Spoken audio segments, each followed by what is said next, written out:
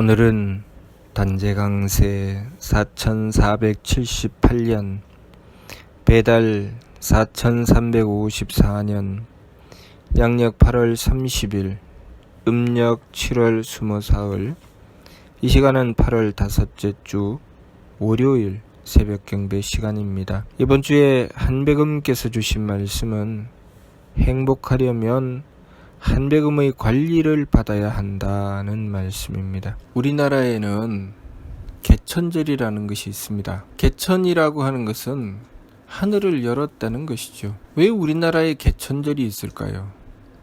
그것은 우리 민족이 하느님을 모셨다는 뜻입니다. 우리 신사기 조하기를 보면 하느님께서 개천국 가사 좋은 세계 하셨다는 말씀을 주셨습니다. 하느님께서 하늘을 열어서 모든 세계를 주관하셨다. 그리고 조신신물 수많은 만물을 끊임없이 창조하신다는 말씀을 주셨습니다. 그 개천절 노래에 보면 우리가 물이라면 새암이 있고 우리가 나무라면 뿌리가 있다는 가사가 나옵니다. 우리가 물이라면 그 물의 근원인 샘이 있다는 것이죠. 그리고 우리가 나무라면 그 근본인 뿌리가 있다는 것입니다. 그리고 그 샘과 그 뿌리는 무엇인가?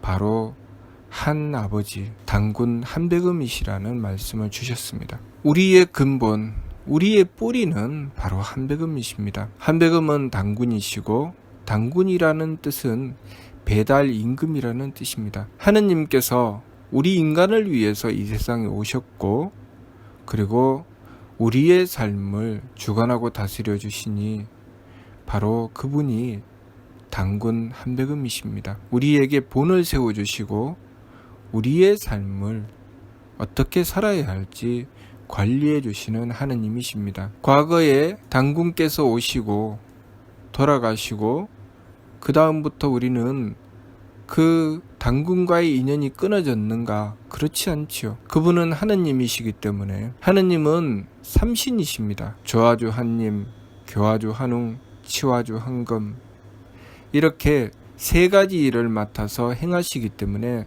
삼신이라고 하는 것이죠. 창조하셨기 때문에 조화주 한님이시고 우리를 가르치고 깨우치시기 때문에 교화주 한웅이시고 그리고 항상 우리를 다스려서 관리해 주시기 때문에 치화주 한금이라고 하는 것입니다. 창조는 지금도 끊임없이 이루어지고 있으니 조화주 한님과 우리는 떨어지지 않고 있고 또 우리가 항상 하느님의 가르침을 받들고 있으니 교화주 한웅과 우리는 떨어지지 않고 있습니다. 그리고 항상 하느님의 관리를 받고 있으니 치화주 한금과도 우리는 떨어지지 않고 있지요. 문제는 무엇이냐? 우리가 그러한 하느님께 순종하느냐? 거슬러 역하느냐? 그것이 문제지요. 그래서 우리가 어떻게 하느냐가 관건입니다. 우리가 그러한 하느님을 모시느냐? 모시지 않느냐가 관건이죠. 하느님께서는 뚜렷한 목적을 가지고 개천국, 하늘나라를 여셨고 그리고 이 모든 세계를 이루시며 만물을 창조하셨습니다. 다시 말해서 우리가 존재하게 된 것은 하느님의 뜻이 분명히 있다는 것입니다. 하느님께서는 무엇을 기준으로 우리를 창조하셨는가? 삼일신고에 그 뜻을 밝혀주셨으니 그것이 바로 천국문의 말씀입니다. 하느님께서는 하늘나라를 기준으로 이 우주 만물을 창조하셨습니다. 하늘나라는 유천궁 하늘집이 있고 계만선 문만덕 온갖 착함의 계단과 온갖 덕의 문이 있다고 하셨습니다. 그리고 그것은 하느님을 모신 권령저철이 계신다고 하셨습니다. 그것을 기준으로 이 우주 만물을 창조하셨고 우리도 그것을 기준으로 창조되었습니다. 그렇기 때문에 우리의 삶은 지극히 그 하느님의 뜻에 따라야 되는 것입니다. 우리의 삶은 항상 착함의 계단을 오르고 덕의 문을 열고 들어가는 데 있어야 합니다. 우리가 착함의 계단을 오르고 덕의 문을 열고 들어가야 하는데 도대체 어떻게 해야 그렇게 할 수 있는지 알 수 없기 때문에 교화주 환웅의 가르침을 받들게 되는 것이고, 그리고 그렇게 행해 나가는 길을 우리가 항상 바르고 옳게 완벽하게 행할 수 없기 때문에 치화주 한검의 다스림을 받는 것입니다. 다시 말해서 이번 주 말씀처럼 우리는 한백음의 관리를 받아야 합니다. 그렇게 우리가 하느님의 뜻을 받들고 그 뜻에 따라서 살아갔을 때 우리의 삶은 행복해지는 것입니다. 그래서 이번 주 말씀이 행복하려면 한백음의 관리를 받아야 한다라고 하신 것입니다. 만일 거기서 벗어나서 우리가 하느님께서 창조하신 뜻을 외면하고 내 마음대로 살아가게 되면 어떻게 되는가? 하느님께서는 분명히 천공문을 통해서 조영득쾌락, 영원한 쾌락을 목적으로 우리를 창조하셨다고 하셨습니다. 우리가 이 삶을 통해서 계만선 문만덕의 길을 나아가고, 그리고 그 완성에 이르러서 성통공한 성품을 통하고 공적을 완성했을 때 우리는 하느님을 뵙고 영원한 쾌락을 얻는다고 하셨습니다. 다시 말해서 우리가 착함의 계단을 오르고 덕의 문을 열고 들어가는 그 과정 속에 점점 우리의 행복이 이루어져 나간다는 뜻입니다. 그런데 만일 우리가 그 길에서 외면해 나간다면, 그 길에서 벗어나서 내 마음대로 살아가게 된다면 결과는 뻔한 것이죠. 어떻게 될까요? 행복의 길에서 그 반대의 길로 나가게 된다는 것입니다. 행복의 길에 반대에 무엇이 있습니까? 불행이 있죠.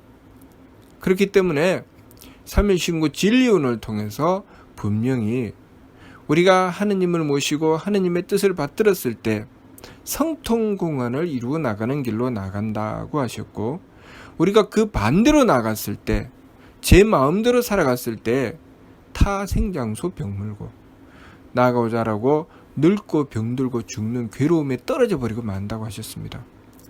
자, 그러면 우리가 우리의 삶을 돌아보면서 내가 지금 어느 길을 향해서 나가고 있는지 잘 살펴보아야 됩니다.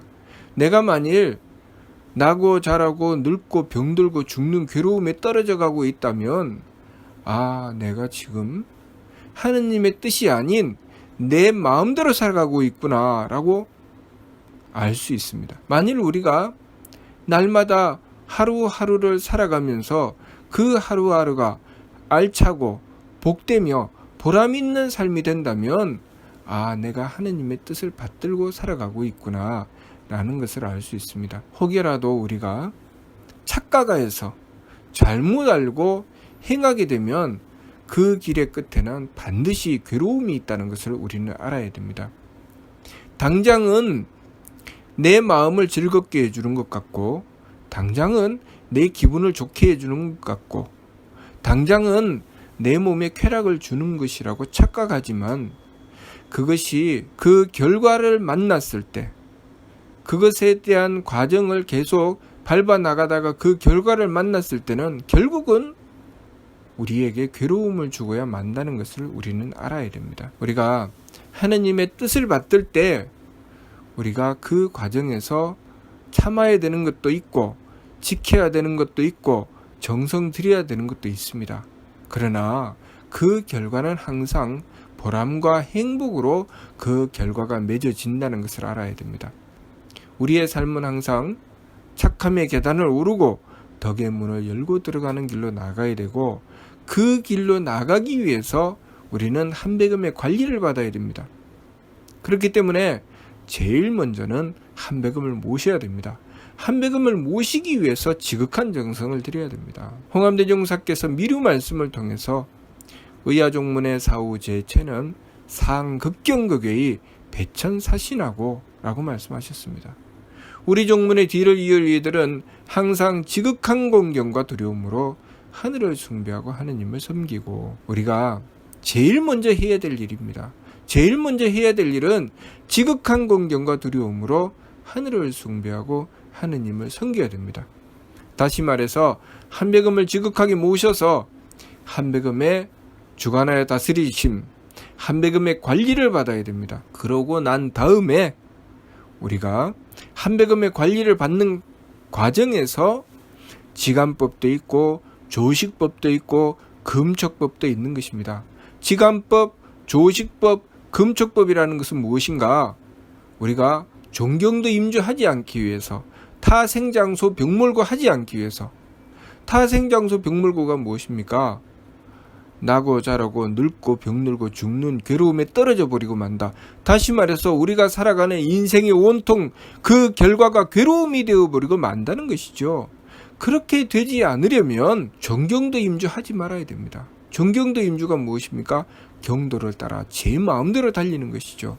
경도를 따라 제 마음대로 달리지 말아야 우리의 인생이 결국 고통이 되어버리고 많은 일을 막을 수 있습니다. 그러려면 어떻게 해야 되는가? 내 마음대로 하지 않기 위해서 지감, 조식, 금촉의 세법을 힘써 행해야 되는 것이죠.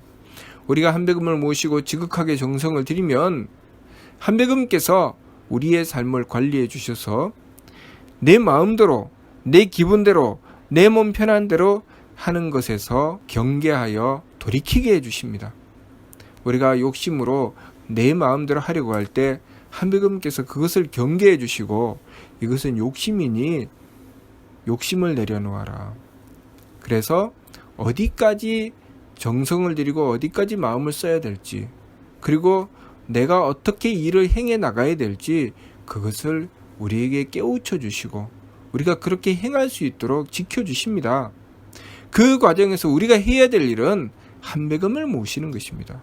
마음을 쓸 때 한배금을 모시고 원도하는 것입니다.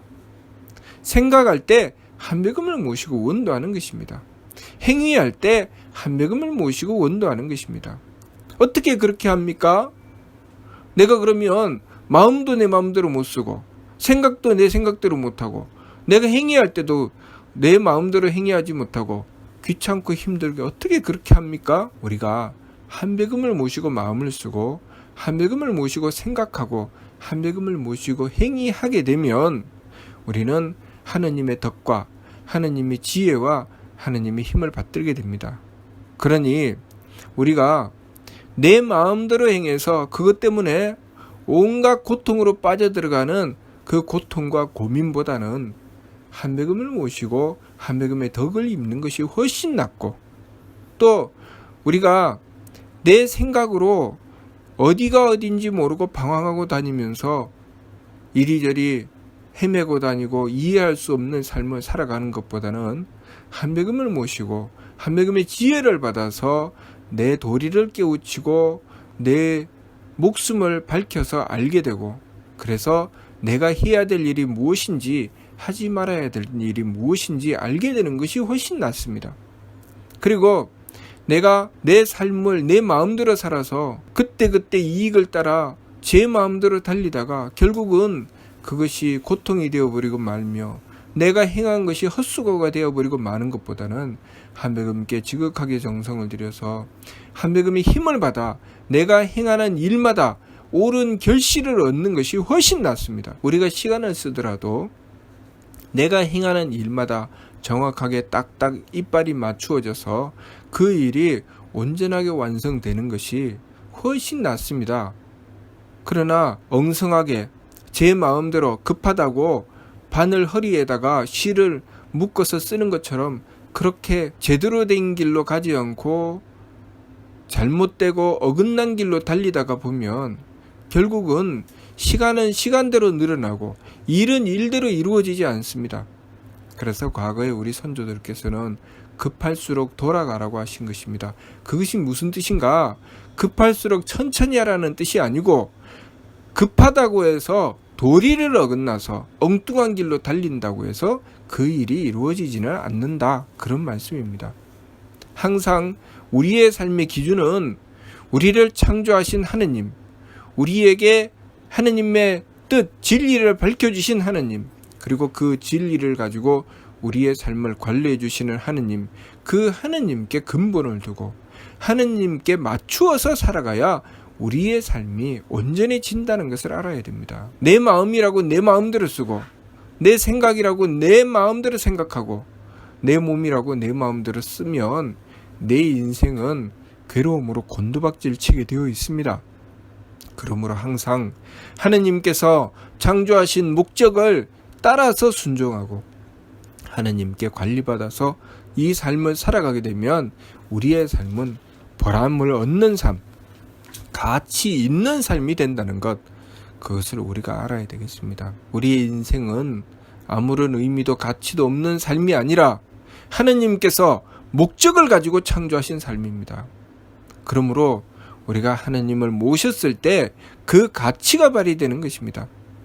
늘 우리의 삶에 가장 중요한 것이 무엇인지 알아야 됩니다. 하느님과의 관계가 가장 중요합니다. 왜냐하면 우리의 근본은 하느님께 있습니다. 하느님께서 우리를 창조하셨습니다. 그리고 하느님의 가르침을 통해서 하느님의 뜻, 왜 창조하셨는지 그 뜻을 밝혀주셨습니다. 그리고 하느님께서 우리의 삶을 관리해 주시면서 그 뜻에 맞게 우리를 관리해서 우리가 우리 삶의 참다운 가치를 발휘할 수 있도록 해 주십니다. 그러니 하느님과의 관계가 가장 중요한 것이죠. 그런데 우리가 하느님께 받았는데 하느님께서 우리의 삶의 주가 되시는데 내 마음이라고 내 마음대로 쓰고 내 기운이라고 내 마음대로 쓰고 내 몸이라고 내 마음대로 쓰고 그렇게 내 것이라고 주장하며 하느님께 맞서서 하느님께 불경하고 내 인생이라고 엉망진창으로 내가 하고 싶은 대로 살아가게 된다면 내 삶이 어떻게 될까요? 하느님께서 창조하신 뜻과는 다른 결과를 얻게 되면서 우리의 인생은 그 가치를 점점 잃게 되는 것입니다. 어떻게 될까요? 우리의 인생의 가치를 점점 잃게 되면 어떻게 될까요? 결과는 뻔합니다.